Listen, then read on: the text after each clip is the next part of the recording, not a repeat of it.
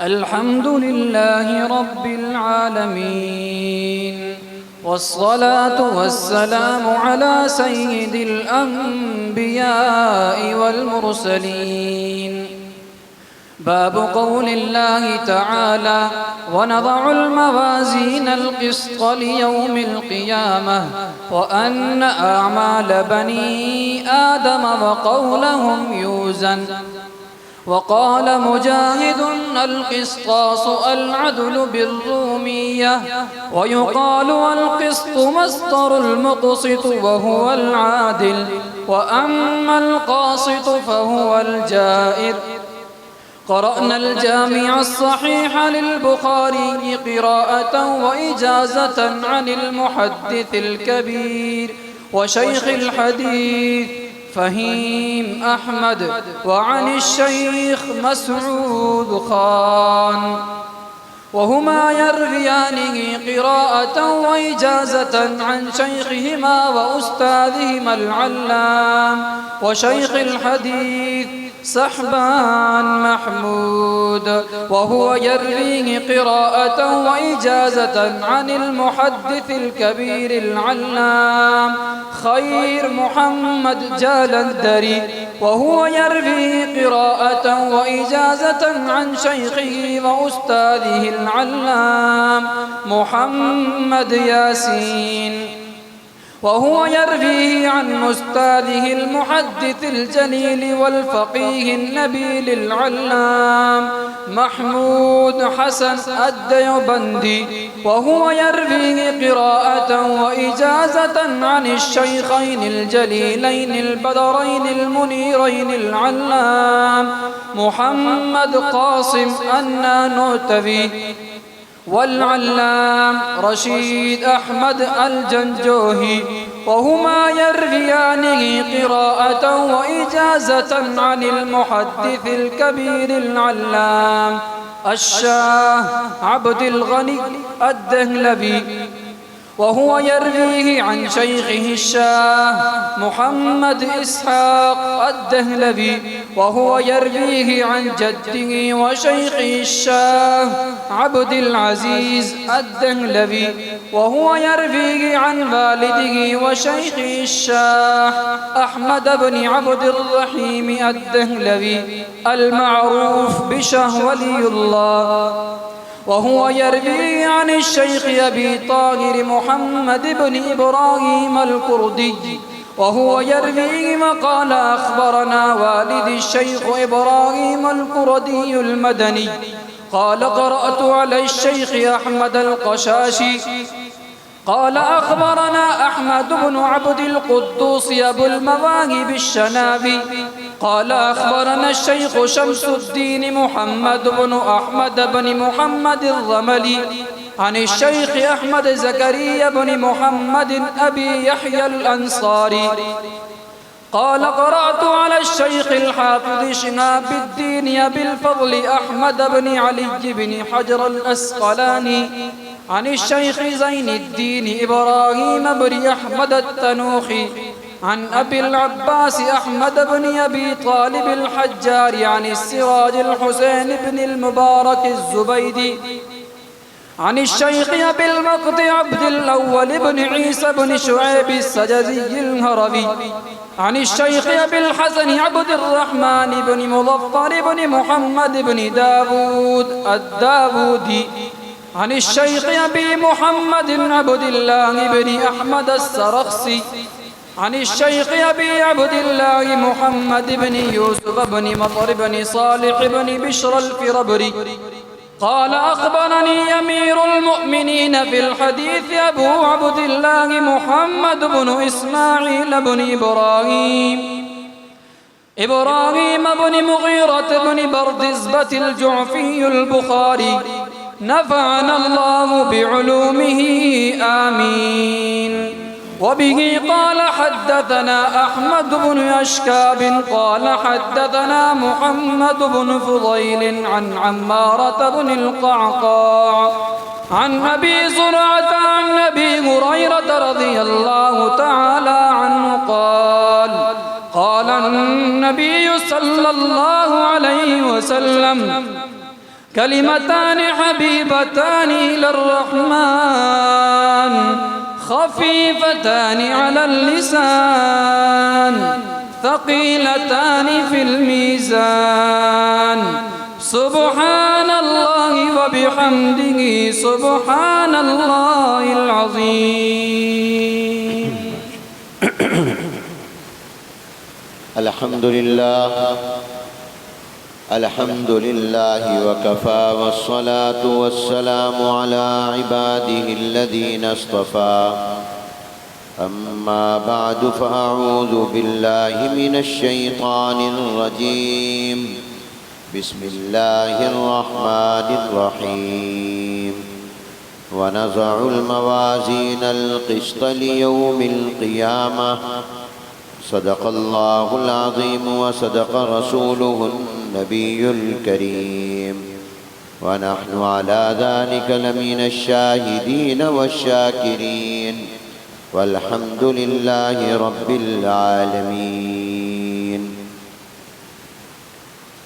काबिल सद एहतराम हज़रात उलमाए किराम, असातिज़ाए किराम, फ़ुज़लाए किराम, बिरादरान इस्लाम और तलबाए अज़ीज़, अस्सलामु अलैकुम व रहमतुल्लाहि व बरकातुहू।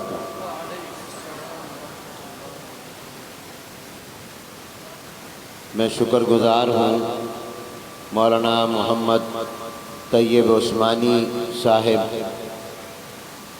दामत बरकातुहुम का, जिन्होंने जामिया तालीमुल कुरान व सुन्ना मंजूर कॉलोनी कराची के इस सालाना इज्तिमा में मुझे शिरकत की दावत दी और मैं ये सआदत हासिल कर रहा हूँ। तालिब इल्म हूँ, बुखारी शरीफ की आखिरी हदीस का सबक और दर्स यहाँ जामिया के शेखुल हदीस दामत बरकातुहुल आलिया का मकाम और उन्हीं का ये हक़ है कि वो आखिरी सबक भी पढ़ाएं। मगर हमारे हज़रात तवाज़ु और कसरे नफ्सी ज़र्रा नवाजी की वजह से दूसरों को हुक्म फरमाते हैं कि वो अपना सबक हमें सुनाएं, तो मैं ये सबक सुना रहा हूँ। ये मजलिस बड़ी मुबारक मजलिस है कि इसमें जनाब नबी करीम रहमत आलम हज़रत मुहम्मदुर रसूलुल्लाह सल्लल्लाहु अलैहि वसल्लम की हदीस मुबारका पढ़ी और सुनी जा रही है। उलमाए किराम फरमाते हैं कि जिस मजलिस में हुज़ूर अकरम सल्लल्लाहु अलैहि वसल्लम की हदीस मुबारका पढ़ी और सुनी जाए, उसका हुक्म सरकार की मजलिस का है। जनाब नबी करीम हुज़ूर अकरम सल्लल्लाहु अलैहि वसल्लम का मजलिस का हुक्म है, गोया आप हुज़ूर की मजलिस में आए हुए हैं। हदीस किसको कहते हैं? याद रखिए, हदीस चार चीज़ों का नाम है। नंबर एक, हुज़ूर अलैहिस्सलाम ने जो कुछ ज़बान मुबारक से फरमाया उसको हदीस कहते हैं। नंबर दो, हुज़ूर अलैहिस्सलाम ने जो काम किया वो काम जहाँ नकल होता है वो आपके काम को भी हदीस कहते हैं। और तीसरा, हुज़ूर अकरम सल्लल्लाहु अलैहि वसल्लम के ज़ाती अहवाल और औसाफ कि आप अलैहिस्सलाम की आंखें मुबारक ऐसी थी, आपके सर मुबारक के बाल ऐसे थे, आपका चेहरा अनवर ऐसा था, आपका कद ऐसा था, आपका सर से पाँव तक वजूद ऐसा था, ये जिसमें बयान हो उसको भी हदीस कहते हैं। और नंबर चार, हदीस कहते हैं हुज़ूर अलैहिस्सलाम की तकरीर को। तकरीर का मतलब वो नहीं है जो हमारी ज़बान में, हमारे यहाँ तो तकरीर कहते हैं बोलने को, फलां तकरीर करेगा यानी बोलेगा, बयान करेगा। मगर हदीस की तारीफ में जो लफ्ज़ तकरीर है उसका माना बोलना नहीं बल्कि उसका माना चुप होना है, उसका माना खामोशी है। कि अगर जनाब नबी करीम हुजूर अकरम सल्लल्लाहु अलैहि वसल्लम के सामने किसी ने कोई बात कही या कोई काम किया, हुजूर अकरम सल्लल्लाहु अलैहि वसल्लम ने उस पर रोका नहीं, उस पर टोका नहीं, खामोशी इख्तियार कर ली, तो आपकी खामोशी भी हदीस बन जाती है। हुजूर अलैहिस्सलाम की खामोशी भी दीन बन जाती है, हुजूर की खामोशी भी शरीयत बन जाती है। इसलिए कि अल्लाह का नबी और पैगंबर किसी गलत बात पर चुप नहीं रह सकता। अगर वो बात गलत होती, शरीयत के खिलाफ होती, तो अल्लाह का नबी बोल पड़ता। जब अल्लाह का पैगंबर खामोश रहे किसी की कोई बात सुनकर या किसी का काम देखकर, तो ये इस बात की दलील अलामत होती है कि ये काम जायज़ है, ये बात ठीक है। अगर गलत होता तो हुजूर अलैहिस्सलाम टोक देते और रोक देते, तो आपकी खामोशी भी हदीस बन जाती है। तो तकरीर का माना यह कि आपने उसको पक्का कर दिया, आपने उस चीज को जायज करार दे दिया, आपने उसको बरकरार रखा। मेरी आपकी खामोशी, किसी मौलवी की खामोशी, किसी पीर की खामोशी वो शरीयत नहीं बनती। अल्लाह के नबी की खामोशी भी दीन बन जाती है। अल्लाह के पैगंबर के खामोश रहना भी शरीयत बन जाता है। क्योंकि मैंने आपसे कहा, हो सकता है मैं आपकी किसी गलत बात को देखकर किसी वजह से चुप रहूं, मैं इस वजह से भी चुप रह सकता हूं कि आप मुझसे नाराज ना हो जाएं, आप मुझे कोई नुकसान ना पहुंचा दें।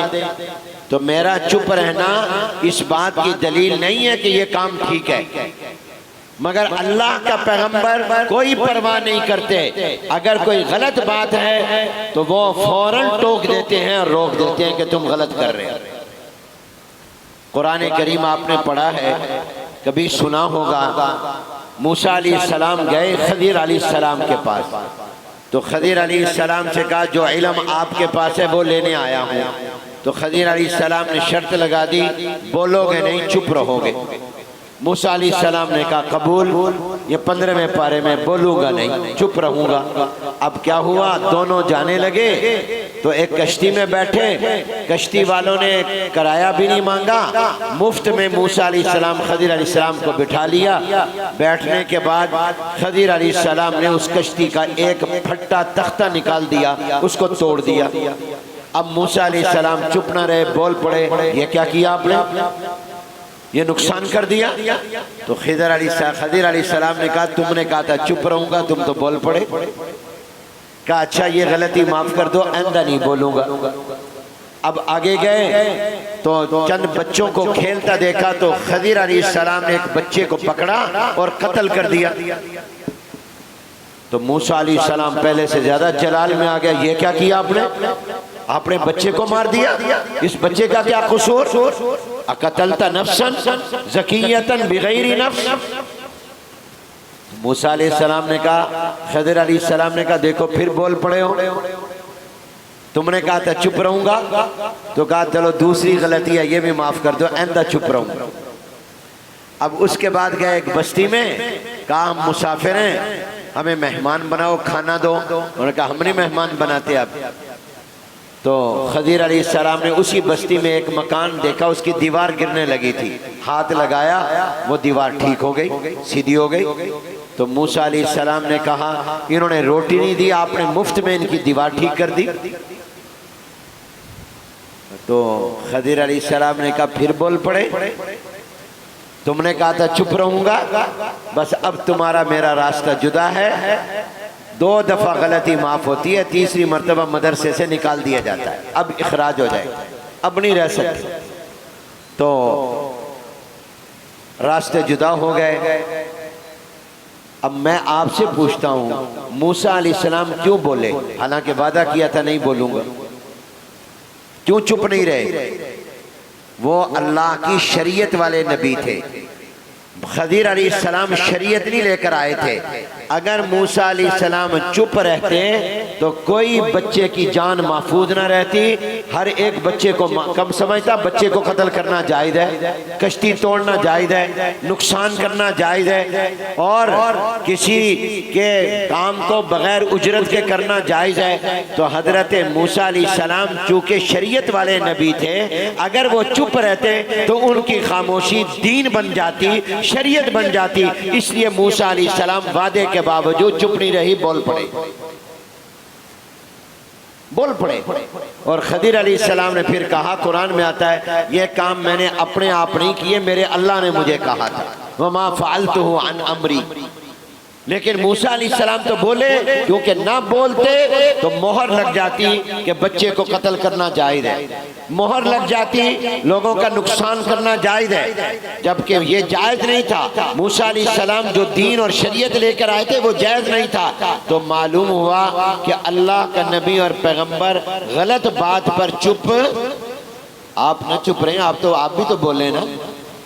आपका चुप रहना तो कोई दलील नहीं है कि आपको बात समझ आ रही है। बोलो, पैगंबर गलत बात पर चुप रह सकता है? बोलो सारे बोलो, नहीं चुप रह सकता। क्यों? उसके चुप ने क्या बन जाना है? हदीस बन जाना है। हुजूर अलैहिस्सलाम का मकाम इतना ऊंचा है कि हुजूर खामोश रहे। आपके सामने किसी ने कोई बात की, हुजूर ने रोका नहीं, टोका नहीं, कुछ नहीं फरमाया। किसी ने कोई काम किया, हुजूर चुप रहे, तो ये दलील है कि ये बात भी जायज़ है, ये काम भी जायज़ है। आपका खामोश रहना हदीस बन गया। तो हदीस चार चीज़ों का नाम, हुजूर के फरमान का नाम, हुजूर के अमल का नाम, हुजूर के अहवाल सिफात, कि आपकी आंखें, चेहरा, कद मुबारक, रंग मुबारक ऐसा, इसका नाम हदीस है। और हुजूर जिस बात पर खामोश रहे वो भी हदीस है। ये हदीस की मजलिस है, यानी हुजूर की जिंदगी, इसका नाम हदीस है। और हुजूर की हर बात महफूज है। सुभान अल्लाह कहो।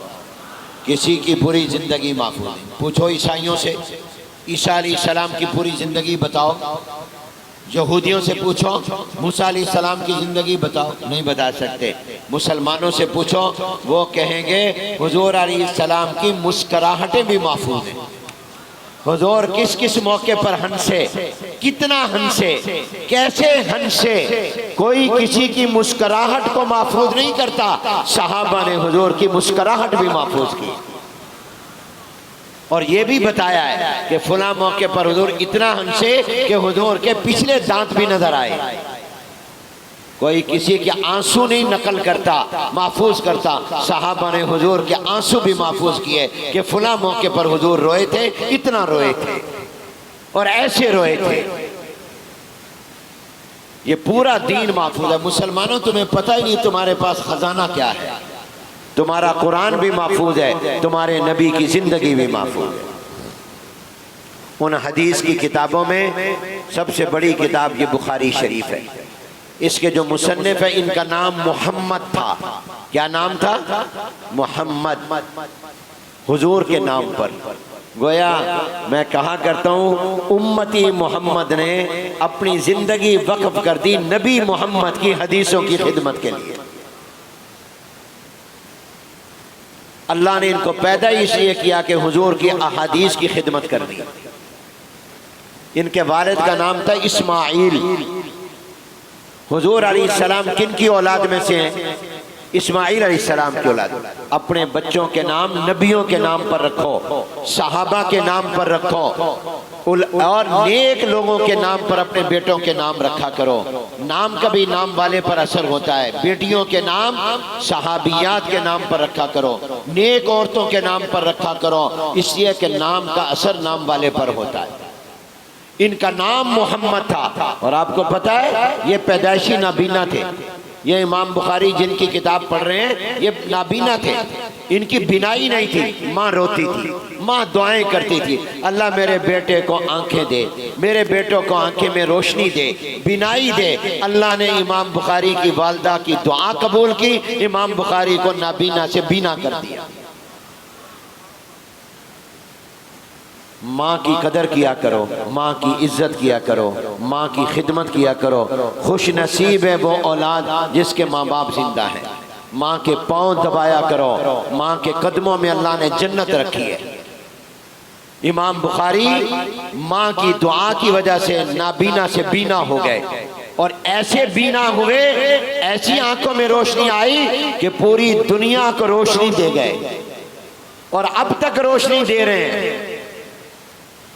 माँ की दुआ की लिया करो, माँ की बात माना करो, माँ के ऊपर बीवी को तरजीह न दिया करो। कई लोग अपनी बीवियों के कहने पर माँ को मारने लग जाते हैं। माँ की कदर किया करो। बीवी की अपना मकाम है, माँ का अपना मकाम है। इमाम बुखारी के वालिद इस्माइल जब फौत होने लगे तो फरमाया, मैं जो जायदाद छोड़कर जा रहा हूं, मेरी पूरे तरके में 1 रुपया भी हराम का नहीं है। 1 रुपया भी हराम का नहीं है। जितनी मेरी कमाई हलाल की है। तो जब इमाम बुखारी के अंदर बाप की हलाल कमाई गई तो फिर अंदर से हुजूर की हदीस की खिदमत निकली। हराम से बचा करो। हराम खाने वाले की दुआ भी कबूल नहीं होती। हम अपने कारोबार को झूठ बोलकर हराम का कर लेते हैं। हम दुकान पर बैठे हैं, सुबह से शाम तक कमा रहे हैं अपना रिज़्क, लेकिन झूठ बोल के, बदयांती करके, खयानत करके, नंबर 2 को नंबर 1 कहकर हम झूठ बोलकर अपने हलाल को हराम बना लेते हैं। रिज़्क तो मिलना ही मिलना है। हलाल रिज़्क, इमाम बुखारी ने हलाल रिज़्क खाया और इमाम बुखारी फरमाते हैं, मैंने पूरी जिंदगी कभी किसी की चुगली और गीबत नहीं की, कभी गीबत नहीं की। तब अल्लाह ने इतना मकाम दिया। ये मक्के में पैदा नहीं हुए, ये मदीने में पैदा नहीं हुए, ये अरब में पैदा नहीं हुए, ये जबान के और पैदाइश के एतबार से अरबी नहीं थे, अजमी थे। ये आपके उज़्बेकिस्तान मुल्क जो आपके वस्ते एशिया में है, जिसका एक शहर ताशकंद है, ये उसी मुल्क के बुखारा बस्ती में पैदा हुए। बुखारा के रहने वाले थे। जबान फारसी थी, अरबी जबान नहीं जानते थे, फारसी जबान बोलते थे। और ऐसे फारसी कि अब किताब में एक जगह अरबी की बजाय फारसी लफ्ज लिख गए। लेकिन अल्लाह ने काम ऐसा लिया कि मक्के मदीना पूरे अरब के उलमा के सर झुक गए इस किताब के आगे। और सब ने कहा कि इस इमाम बुखारी की हदीस में लिखी हुई किताब से ज्यादा कुरान के बाद कोई सही किताब नहीं है। और इमाम बुखारी ने इस किताब के लिए हर हदीस पर 2 रकात नफल पढ़े। वुजू किया, गुस्ल किया, 2 रकात नफल पढ़े, फिर इस्तिखारा किया कि अल्लाह मेरे दिल में डाल, ये सही है यानी मैंने हदीस सही समझी है, लिखो। फिर इमाम बुखारी ने लिखी। इसमें 4000 हदीसें हैं मुकर्ररात को निकाल कर। तो जब हर हदीस पर 2 रकात नफल पढ़े तो गोया 8000 रकातें इमाम बुखारी ने इस किताब को लिखते वक्त पढ़ी है। और 15 साल में ये हदीसें जमा की। और एक उस्ताद से नहीं, 1080 उलमा से, मुहद्दिसीन से ये हदीसें जमा की है। 1080। और ये एक जगह नहीं रहते थे, एक मुल्क में नहीं रहते थे, एक सूबे या शहर में नहीं रहते थे, दुनिया के मुख्तलिफ मुल्कों में रहते थे। ये इन हदीसों के लिए नेशापुर गए, मक्का गए, मदीना गए, कूफा गए, बसरा गए, बगदाद गए, मुल्क के शाम के शहरों दिमिश्क में गए, इराक के शहर बगदाद में गए, मिस्र में गए, दुनिया के बेशुमार मुल्कों में गए। हवाई जहाज नहीं थे, कारें गाड़ियां नहीं थी, ये ऊंटों पर या घोड़ों पर या पैदल सफर करते। फिर जाकर इमाम बुखारी ने ये मेहनत जमा की और हुजूर अलैहिस्सलाम की सही अहादीस को जमा किया। तो नाम इनका मोहम्मद है, वालिद का नाम इस्माइल है, और इनकी किताब का नाम अल जामे अल सही अल मुस्नद अल मुख्तसर मिन उमूरी रसूलिल्लाह सल्लल्लाहु अलैहि वसल्लम है। जमा इनको इमाम बुखारी ने किया।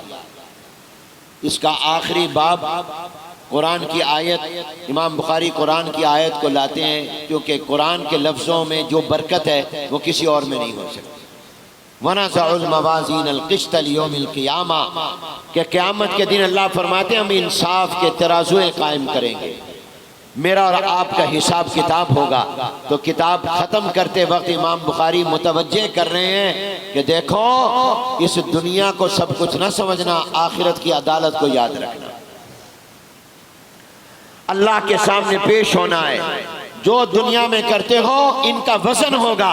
ये नहीं फरमाया गिना जाएगा।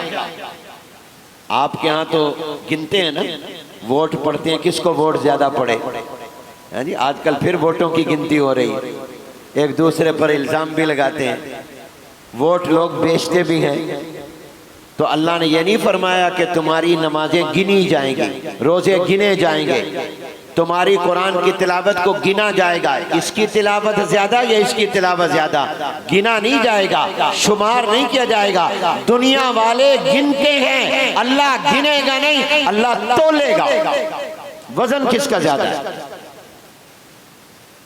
हो सकता है मेरी नमाजें ज्यादा हो, मैंने नफल बहुत पढ़े हो, मौलाना ने नफल पढ़े हो मुझसे कम, मगर मेरे सैकड़ों नफल इनकी 2 रकात का मुकाबला न कर सके। अल्लाह के यहां वजन होगा, शुमार गिनती नहीं होगी। और वजन उसी नमाज का होगा जो खालिस अल्लाह के लिए होगी, दिखलावे के लिए नहीं। उसी काम वो काम आएगा जो अल्लाह की रजा के लिए होगा। वजन इखलास से पैदा होता है, गिना नहीं, तोला जाएगा। फरमाया क़यामत के दिन तोला जाएगा। अल्लाह कहते हैं हम तोलेंगे। वनज़उल मवाज़ीन अल-क़िस्त लियौमिल क़ियामा। और वजन नेकी में किससे आता है? इखलास से। जो काम अल्लाह की रजा के लिए हो, छोटा हो बड़ा। इमाम गजाली फौत हुए, अल्लाह की बारगाह में पेश हुए, क्या लेकर आए हो? इमाम गजाली ने अपनी इबादत, अपनी दीनी खिदमात पेश की। फरमाया इसका बदला तो दुनिया में दे दिया, कोई बाकी बची इबादत नेकी हो वो बताओ। घबरा गए तो अल्लाह ने फरमाया इमाम गजाली परेशान ना हो, तुम्हारी एक नेकी तुम्हें याद भी नहीं, तुम्हारा ध्यान भी नहीं, तुम छोटी समझते होगे, हमारी नज़र में बहुत बड़ी है। जब तुमने की थी हमने उसी वक्त तुम्हें जन्नत में दाखिल करने का फैसला कर लिया, हमने उसी वक्त तुम्हें बख्श दिया था। अल्लाह क्या नेकी? फरमाया तुम एक दफा लिख रहे थे, लकड़ी की काने की कलम थी, तुमने दवात में डालकर स्याही ली और उसको कागज पर रखकर लिखना शुरू किया। इतने में एक मक्खी आई, वो आकर तुम्हारी कलम के अगले हिस्से पे बैठ के स्याही को चूसने लगी, तुम्हारी नजर पड़ गई, तुमने अपना हाथ रोक लिया, ये बेचारी मक्खी प्यासी है, ये मेरी स्याही कितनी चूस लेगी, मैं दोबारा डुबोकर स्याही लेकर लिख लूंगा। तुमने हाथ रोक लिया, उसको चूसने दिया, उसकी प्यास का ख्याल किया। हमने सोचा ये हमारा बंदा होकर, ये मखलूक में से होकर मक्खी पर तरस खा रहा है, हम रब होकर इमाम गजाली पर क्यों रहमत ना करे। हमने उसी वक्त फैसला कर लिया हम तुम्हें जन्नत में दाखिल करेंगे। तो इमाम गजाली जन्नत में गए हैं प्यासी मक्खी के प्यास का एहसास करने की वजह से। अब ये वजन है, वजन इसने इसको महंगा कर दिया, कीमती बना दिया। क्यों? इसलिए कि अल्लाह की रजा के लिए। मक्खी से क्या लेना, मक्खी पर एहसान का क्या बदला मिलेगा? ये इखलास की ताकत थी। बुखारी में ही आता है, हदीसों में आता है, एक औरत थी बदकारा, हुजूर ने फरमाया पहली कौमों में थी, फाहिशा थी, बदकारा औरत थी। एक प्यासा कुत्ता नजर आया, फौरन उसको पानी पिलाया, गैब से आवाज आई हमने तुझे जन्नती बना दिया। प्यासे कुत्ते को पानी पिलाने की वजह से फाहिशा औरत जन्नत में चली गई। क्यों? वो काम किस लिए किया था? अल्लाह की रजा के लिए। तो जो काम अल्लाह की रजा के लिए हो उसमें वजन होता है। इमाम बुखारी ने शुरू में कहा था इखलास, जो काम करो अल्लाह के लिए करो। इन्नमल अमालु बिन्नियात, तुम्हारे अमलों का मदार नीयतों पर है। दिखलावा, शोहरत, कोई लालच, कोई गरज, कोई मफाद, या अल्लाह के लिए कर रहे हो। अगर अल्लाह के लिए करोगे तो आखिर में फरमाया उसमें वजन पैदा हो जाएगा। वो वजनी और भारी हो जाएगा, वो छोटी नहीं रहेगी, वो बड़ी हो जाएगी। अल्लाह के यहाँ छोटी बड़ी नेकी नहीं देखी जाती, अल्लाह के यहाँ ये देखा जाता है ये काम छोटा किसके लिए है, बड़ा किसके लिए है। अगर अल्लाह के लिए है तो वो बड़ा हो जाता है। मैं कहा करता हूँ, लोग कहते हैं कितने हैं, आज कहेंगे ये जलसे में कितने लोग आए, कितनों ने मुझे वोट दिया, तो हमारी नजर होती है कितने पर, अल्लाह की नजर होती है कैसे पर। हम कहते हैं कितने हैं, अल्लाह कहता है कैसे हैं कैसे। आज दुनिया में बताओ करोड़ों खरबों मुसलमान, अरबों मुसलमान हैं या नहीं, मगर गुलाम मार पड़ रही है फलस्तीन में, कश्मीर में, हिंदुस्तान में, इराक में, शाम में, हर जगह मुसलमान को मार पड़ रही है। बोस्निया में मार पड़ी है, बर्मा में मार पड़ रही है। क्यों? बहुत बड़ी तादाद में है, आज हैं बहुत मगर पक्के नहीं है। सहाबा थोड़े थे, दुश्मनों पर गालिब आ गए। वो क्या थे? उनके ईमान में वजन था, इसलिए ताकत भी थी। आज हमारे पास इस्लाम की सूरत है, हकीकत नहीं है। और मैं कहा करता हूं, जहां सूरत हो हकीकत ना हो उसमें कोई वजन नहीं होता, कोई ताकत नहीं होती। मैं आपको कागज का, प्लास्टिक का बना हुआ शेर दूं, बच्चे को दूं, आप बताइए बच्चा उसको फुटबॉल बनाकर ठुड्डे मारेगा कि नहीं मारेगा? उसके दिल में डर आएगा ये शेर है, वो कागजी शेर है, वो प्लास्टिक का बना हुआ शेर है, उसमें कोई जान नहीं, ताकत नहीं है। और अगर शेर का बच्चा जो हकीकत में जानवर है वो आ जाए तो आप भी भाग जाएंगे, मैं भी भाग जाऊंगा। बाजार में प्लास्टिक के और कागज के केले, अमरूद, सेब मिलते हैं, प्लास्टिक के होते हैं, ये बाजारों में होते मिलते हैं, लोग शोपीस के तौर पर रखते हैं। उसमें लज्जत होती है, उसमें मिठास होती है, और हकीकी केले में कितनी मिठास है। तो मेरे दोस्तों, हम शक्लन मुसलमान हैं, हकीकतन मुसलमान नहीं। इसलिए आज हमारे इस्लाम में ताकत भी नहीं, मजा भी नहीं, आज लज्जत भी नहीं, मिठास भी नहीं। आज दुश्मन का हम पर रोब है, हमारा दुश्मनों पर रोब नहीं है। क्यों? हमारे पास सूरत इस्लाम है, हकीकत इस्लाम नहीं है। हकीकत होती है तो वजन होता है, उसमें ताकत होती है, और वो तब होती है जब इंसान अल्लाह का सही बंदा बन जाए। तो इमाम बुखारी ने आखिरी बाब कायम करके मुझे और आपको आखिरत की अदालत की तरफ मुतवज्जे किया। वनज़उल मवाज़ीन अल-क़िस्त लियौमिल क़ियामा, और फरमाया इन्ना आमाल बनी आदम व क़ौलहुम यूज़न, कि तुम्हारे तमाम काम क़यामत में तोले जाएंगे, तुम्हारी ज़बान से निकली हुई बात भी तोली जाएगी। जरा संभाल कर बोलो, ये तुम्हें हर बात का जवाब देना पड़ेगा। जब कोई काम करो तो ये पहले सोचो कि मैं कल अल्लाह की बारगाह में इसका जवाब दे सकूंगा कि नहीं। जब बोलो तो पहले तोलो, क्योंकि तुम्हारा बोल तोला जाएगा, कल मैं अल्लाह की बारगाह में इसका जवाब दे सकूंगा कि नहीं दे सकूंगा। इसी को साबित करने के लिए हदीस भी लाए, कुरान की आयत भी लाए। सारे मेरे साथ हदीस पढ़ लें, क्योंकि आप सब हजरात हदीस के लिए आए हुए हैं, तो सब हदीस के तालिब इल्म बन जाएं, दो जानू हो जाएं, हुजूर अलैहिस्सलाम की हदीस पढ़ने लगे। क्या खुश नसीब हो, तुम्हारी ज़बान पर वो कलिमात आने लगे हैं जो हुजूर अलैहिस्सलाम की ज़बान से निकले, और तुम भी हुजूर की हदीस के तालिब इल्म बन जाओ। हुजूर ने फरमाया अल्लाह उसका चेहरा चमकाए जिसने मेरी हदीस को सुना, याद किया और आगे सुनाया। जो हुजूर की एक हदीस को भी सुन लेगा, याद कर लेगा, आगे सुनाएगा, दुनिया में भी, कब्र में, आखिरत में उसका चेहरा चमकेगा। 1400 साल से हदीस के तालिब इल्म जो बन रहे हैं उनमें नाम लिखा जाए। सब मेरे साथ पढ़ लें। क़ाल अन्नबी सल्लल्लाहु अलैहि वसल्लम, क़ाल अन्नबी सल्लल्लाहु अलैहि वसल्लम, कलिमतान हबीबतान इलर रहमान खफीफतान अलल लिसान सकीलतान फिल मीज़ान सुबहानल्लाहि व बिहम्दी सुब्हानल्लाहि व बिहम्दिही सुब्हानल्लाहिल अज़ीम सुब्हानल्लाहिल अज़ीम सुब्हानल्लाहि व बिहम्दिही सुब्हानल्लाहि व बिहम्दिही सुब्हानल्लाहिल अज़ीम सुब्हानल्लाहिल अज़ीम सुब्हानल्लाहि व बिहम्दिही सुब्हानल्लाहि व बिहम्दिही सुब्हानल्लाहिल अज़ीम सुब्हानल्लाहिल अज़ीम। हुज़ूर अकरम सल्लल्लाहु अलैहि वसल्लम ने इरशाद फरमाया, दो कलमे मुराद कलाम रहमान को पसंदीदा है। ये रहमान को दो कलमे भी पसंद, जो पढ़ेगा वो भी रहमान को पसंद, वो भी रहमान का महबूब। यूं नहीं कहा अल्लाह को, कहा रहमान को। बताना ये था जो ये पढ़ेगा रहमान की रहमत उस पर आएगी। जबान पर हल्के फुल्के, कोई मुश्किल पढ़ना नहीं, मगर तराजू में भारी, मीजान में भारी।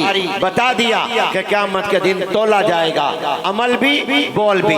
ये जबान का अमल है और तुमने जबान से पढ़ा तो कौल भी है, गोया तुम्हारा बोल भी तोला जाएगा, अमल भी तोला जाएगा। और वो कौन से दो कलमे? शौक पैदा करने के बाद बताया सुब्हानल्लाहि व बिहम्दिही एक और सुब्हानल्लाहिल अज़ीम ये दूसरा। माना क्या है? अल्लाह आप हर ऐब से पाक और आप में तमाम कमालात। और हदीस में आता है जो रोजाना इसकी एक तस्बीह कर ले सुब्हानल्लाहि व बिहम्दिही, अगर समंदर के पानी के बराबर। कराची वालों तुम तो समंदर देखते हो, कितना पानी है। फरमाया अगर गुनाह समंदर के पानी के बराबर भी होंगे अल्लाह माफ कर देंगे। सुब्हानल्लाहि व बिहम्दिही के रोजाना एक तस्बीह कर लो, क्योंकि तुमने कहा अल्लाह तो ऐब से पाक। अल्लाह कहता है मैं तुझे गुनाह से पाक कर दूंगा, मैं तुझे गुनाह से पाक कर दूंगा। इसको अपनी जिंदगी का मामूल बनाओ। इमाम बुखारी ने अपनी किताब को तौहीद पर ख़त्म किया ताकि दुआ करते हुए नेक फाली के तौर पर कि हमारी जिंदगी का खात्मा तौहीद पर हो। ईमान पर ख़त्म किया ताकि हमारा खात्मा ईमान पर हो। अल्लाह के जिक्र पर ख़त्म किया ताकि हमारी मौत आए तो ज़बान पर कलमा हो, ज़बान पर अल्लाह का कलमा हो और ज़बान पर अल्लाह का जिक्र हो। अब जब दुनिया से जाएं तो अल्लाह को याद करते हुए जाए।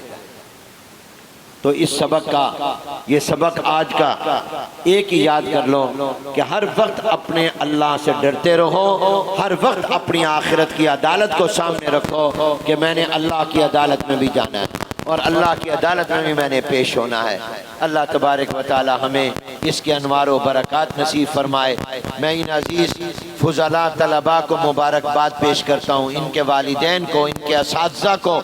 अल्हम्दुलिल्लाह ये 16 साल पहले जो ख्वाब देखा था आज उसकी ताबीर हुई। अल्लाह ताला इनको इनसे काम ले, इनके सपुर्द जो अमानत हुई उस अमानत की हिफाजत की तौफीक दें। इस इदारे के मोहतमिम मौलाना शब्बीर अहमद उस्मानी रहमतुल्लाह अलैह, अल्लाह उनके दर्जात बुलंद फरमाए। वो हमारे बेहतरीन दोस्त थे, बहुत उन्होंने काम किया। अब माशाल्लाह उनके बेटे मौलाना मोहम्मद तैयब ने काम को संभाला और आगे बढ़ाया। ये कितनी माशाल्लाह इमारतें बन रही हैं। इनके साथ ताउन करो, इसलिए कि इन मदरसों से ही कुरान के कारी, कुरान के हाफिज, दीन के आलिम तैयार होते हैं। याद रखो आसमान के नीचे ज़मीन पर कुरान करीम रोजाना कहीं इतना ज्यादा नहीं पढ़ा जाता, निस्बत ही कोई नहीं जितना मदरसों में पढ़ा जाता है। कराची के बाजारों में, कराची की मार्केटों में, कराची के दफ्तरों में, कराची की अदालतों में, कराची के स्कूलों में, कराची के कॉलेजों में, कराची की यूनिवर्सिटियों में कितना कुरान पढ़ा जाता है। बराए नाम पढ़ा जाता होगा, कहीं पढ़ा ही नहीं जाता होगा, मगर कराची के मदरसों में रोजाना हजारों कुरान खत्म होते हैं, हजारों कुरान रोजाना। उसकी वजह से अल्लाह की रहमतें आती हैं। और जितना मदरसों में दुरूद शरीफ पढ़ा जाता है कहीं नहीं पढ़ा जाता। ये बच्चे जब पढ़ते हैं ना, हमारे यहाँ हदीसें हर मिनट के बाद कहते हैं सल्लल्लाहु अलैहि वसल्लम, सल्लल्लाहु अलैहि वसल्लम। सबसे ज़्यादा कुरान भी मदरसे में और सबसे ज़्यादा दुरूद पाक भी मदरसे में पढ़ा जाता है। और जो हाफिज कारी आलिम बनता है वो सदका जारिया होता है। आप और मैं कब्रों में होंगे, ये कुरान पढ़ाएंगे, हमें सवाब मिलेगा। इसलिए इन मदरसों का ताउन करो, अल्लाह ताला कबूल फरमाए। व आखिर दावाना।